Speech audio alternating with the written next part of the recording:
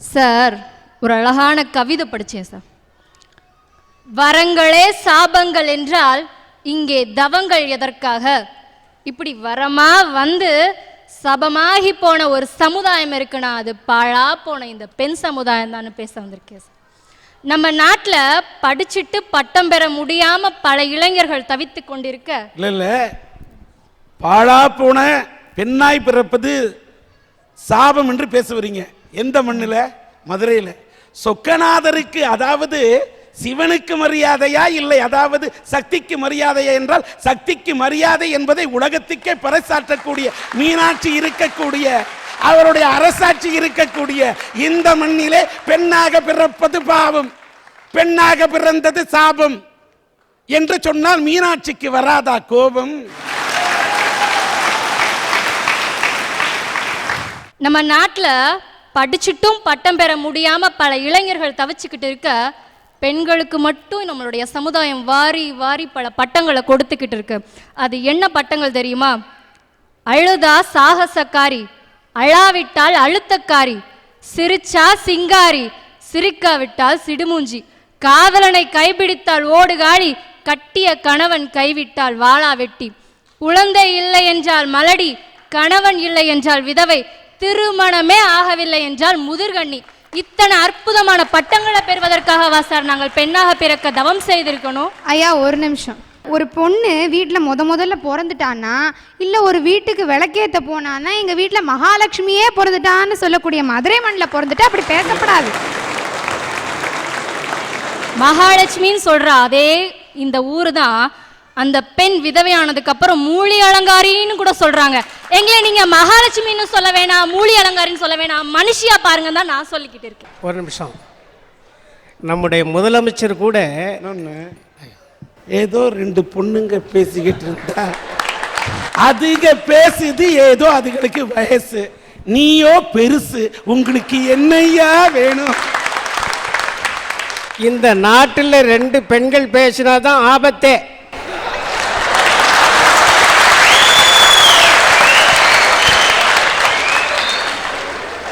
ரெண்டு பெண்கள் பேசினாதான் ஆபத்துன்னா அப்ப ஆண்கள் பேசினா ஆபத்தே இல்லைன்னு நினைக்கிறியா? ரெண்டு பெண்கள் பேசும்போது ஒரு பெருசு எந்திரிச்சாதான் நாடு நல்லா இருக்கும்.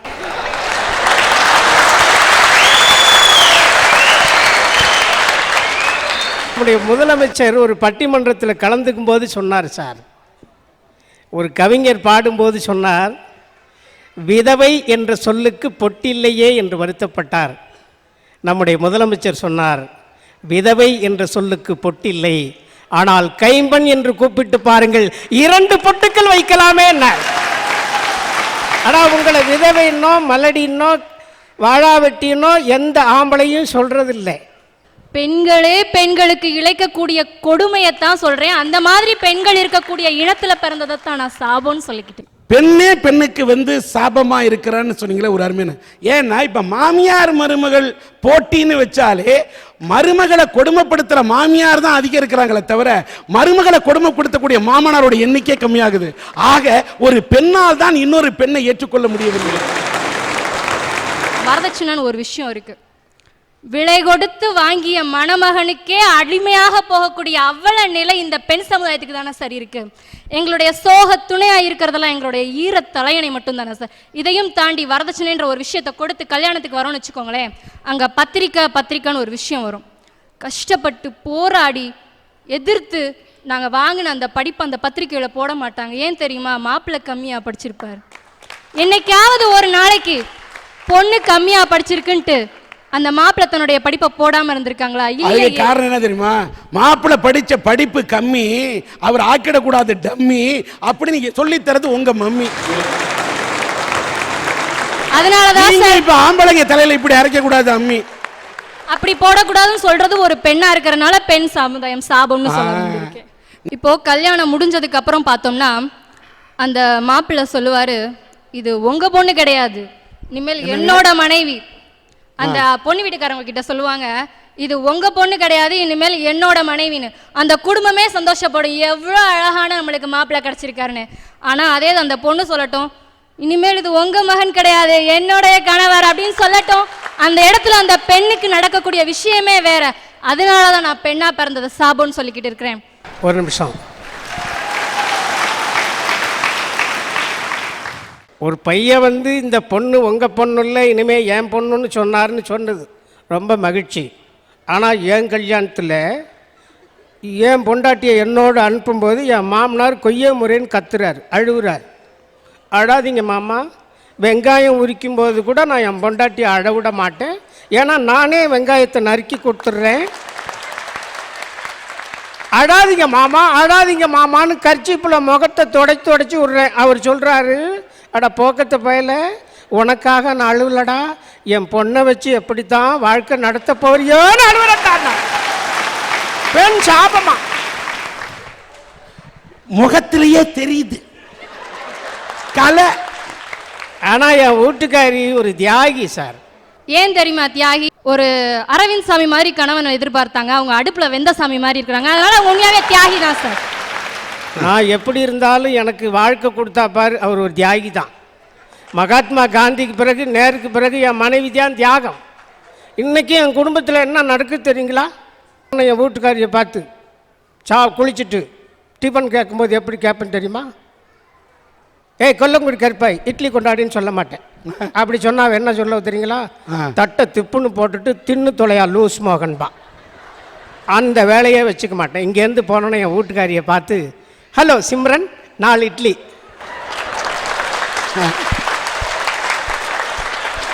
அவ 8 இட்லியை கொண்டாந்து வச்சுட்டு டேக் இட் விசால் என்ன இதெல்லாம் வந்துருவாருங்க. விசாலி கேட்டா தூக்கு மாட்டி செத்து போயிடுவாரு.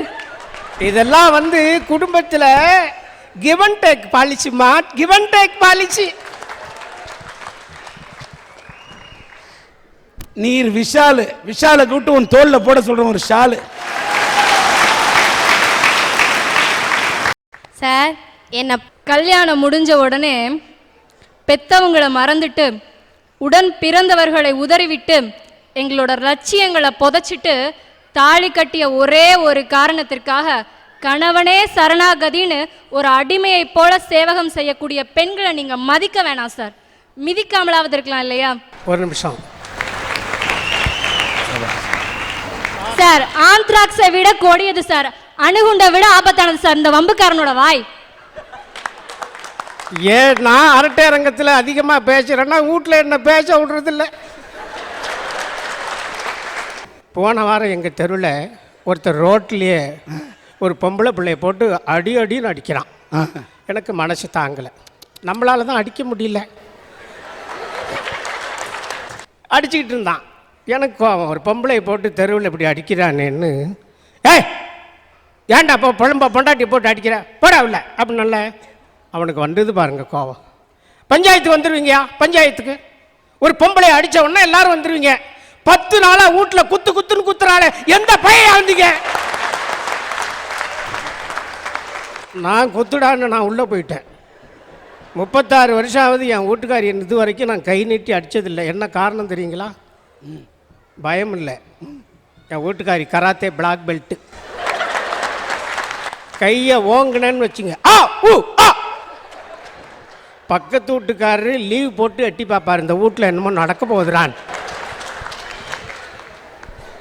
ஒரு பெண் சிலையாக இருந்தால் ரசிப்பார்கள், கதையாக இருந்தால் படிப்பார்கள், காவியமாக இருந்தால் சிந்திப்பார்கள், தெய்வமாக இருந்தால் பூஜிப்பார்கள். ஆனால் மானிட பெண்ணாக இருந்தால் மட்டும்தான் வதைப்பார்கள். நடவடிக்கை இல்லாத கணவர், அவர்கிட்ட இருந்து விவாகரத்து வாங்குறதுக்காக போராடின பெண்மணி விவாகரத்து வாங்கியாச்சு. ஆனால் அதற்கு அவருடைய கணவர் கொடுத்த தண்டனை என்ன தெரியுமா? அவங்களுடைய 2 கைகளையும் வெட்டி எடுத்துட்டாருங்க.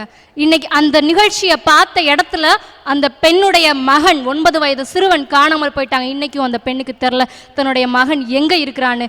இந்த மாதிரி சூழ்நிலைகள் நிறைந்திருக்கக்கூடிய இந்த சமுதாயத்தில் தான் நாங்கள் பெண்ணாக பிறந்தது சாபம்னு சொல்லிக்கிட்டு இருக்கிறோம். இந்த அம்மா சொன்னாங்களே உண்மை. நம்ம பெண்ணா பிறந்தது வரம் என்று சொல்லுகிறோம். இவர் சொல்வதை போல 2 கையையும் ஒரு பெண் இழந்து விட்டார் என்று சொன்னாரே, இது கதை அல்ல, நிஜம். அவர் மேடை கிடைக்கின்றேன். கட்டிய கணவனிடம் இருந்து விவாகரத்து பெறுவதற்கு அவ்வளவு பாடுபட்டு இருக்கிறார்.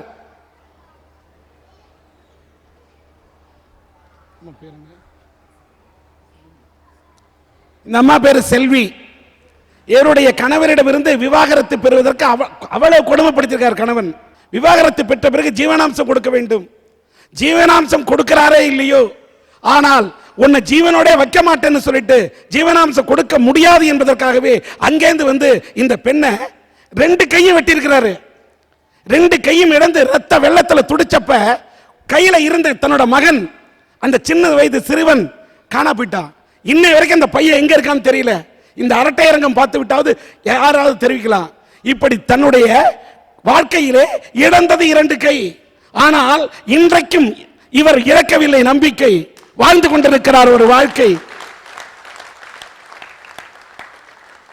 லவ் அண்ட் ஹேர் அந்த சில்ட்ரன் ஹோம் வைத்து நடத்தக்கூடியவர்கள் இந்த பெண்ணை பராமரித்து அவங்களுக்கு அத்தனை உதவியும் செய்யக்கூடிய இவர்களை மனதார பாராட்டுகின்றோம்.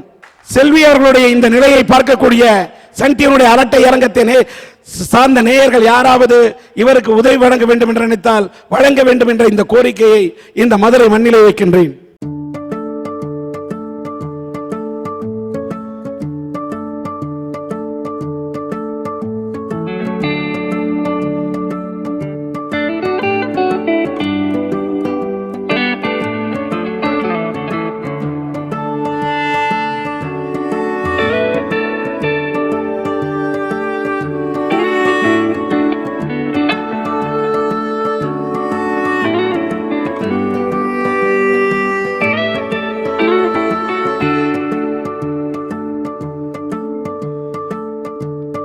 ஐயா, ஒரு வீட்டில் குழந்தை பிறக்கணும் அப்படின்னு அந்த குழந்தை பிறக்கிறதே ஒரு பெரிய வரங்க.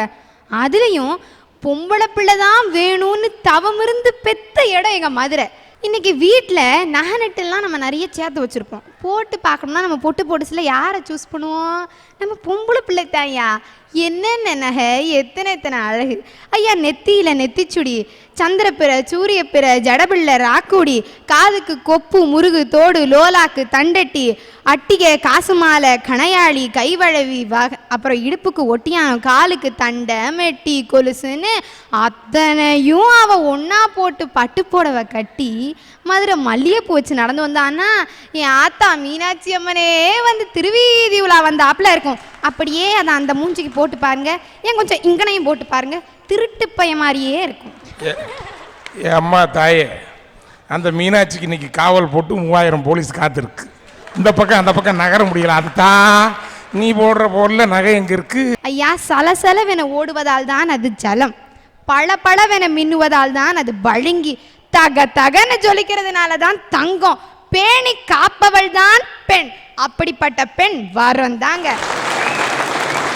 ஐயா, காணும் இடம் எங்கும் சக்தியடான்னு தான் சொல்லி வச்சிருக்கான். சிவனடா இருக்கார், ஆனால் பெண்மைக்கு இருக்கக்கூடிய முன்னுரிமையை பாருங்க. ஐயா, இன்னைக்கு என்ன சொல்றாங்கன்னா பெண்களுக்கெல்லாம் வந்து நுனி நாக்கில் ஆங்கிலம் வருதான். ஐயா, ஒரு பொண்ணு மொழியே தெரியாமல் வந்தால் கூட சாதிக்க முடியும் அப்படிங்கிறது தான் அவளுடைய சிறப்பு. ஒன்றும் இல்லை, ஒரு சின்ன எக்ஸாம்பிள். ஒரு அம்மா டிவியில் சமையல் குறிப்பு சொல்லுது, எம்பிட்டு அழகா சொல்லுது. வணக்கம், இந்த உருத்தால் இல்லை உருத்தால் அதை ஹாட் வாட்டரில் ஒரு ½ an hour சோக் பண்ணி வச்சுட்டுங்க. அண்ட் இந்த மீன் டைம் இந்த ஆனியன் இல்லை ஆனியன் அதை ஃபைனாக கட் பண்ணி வச்சுட்டுங்கோ. அப்புறம் இந்த க்ரீன் சில்லிஸை நல்லா ஃபைனாக சாப் பண்ணி வச்சுட்டுங்கோ. அப்புறம் இந்த கொத்தமல்லி இலை அது அந்த கறி லீவ்ஸ் எல்லாம் ஃபைனாக கட் பண்ணி வச்சுட்டுங்கோ. அப்புறம் இந்த மிக்சர்லாம் ஒன்றா கிரைண்டரில் போட்டு நல்லா கிரைண்ட் பண்ணிடுங்கோ. அப்புறம் என்ன பண்ணுங்கோ, அட்பு வைங்கோ, அட்பு மேலே தவா வைங்கோ, தவாலி லைட்டாக ஆயில் ஊற்றுங்கோ.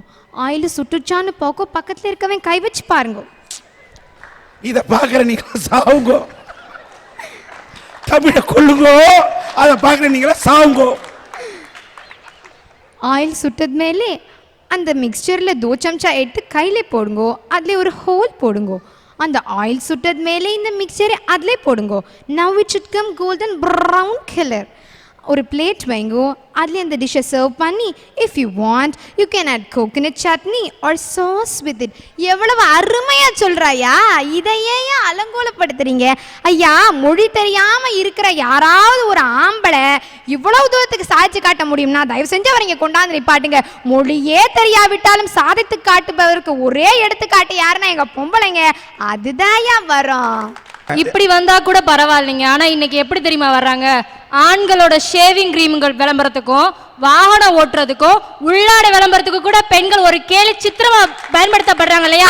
இந்த இடத்துல தான் நாங்க பெண்ணாய் பிறந்தத சாபம்னு சொல்லிக்கிட்டு. ஐயா, மங்கையராய் பிறப்பதற்கே மா தவம் செய்திட வேண்டும்னு சொன்னாரா?